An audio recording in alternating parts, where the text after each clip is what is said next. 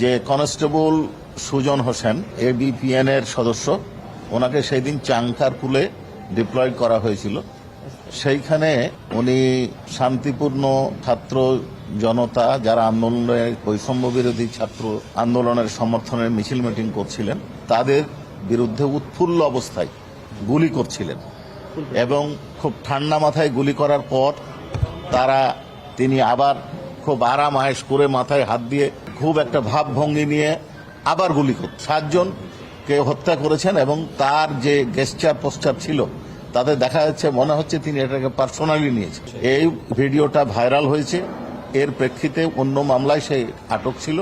সেইখানে গত 1 জানুয়ারি গ্রেপ্তার করার জন্য মাননীয় ট্রাইব্যুনালে পিটিশন দেওয়া হয়েছিল। মাননীয় ট্রাইব্যুনাল প্রাথমিক পর্যায়ে তার প্রোডাকশন ওয়ারেন্ট দিয়ে আজকে নিয়ে এসছেন এবং আজকে ডিটেনশনের আদেশ দিয়েছেন। পরবর্তী তারিখ হচ্ছে 23 ফেব্রুয়ারি।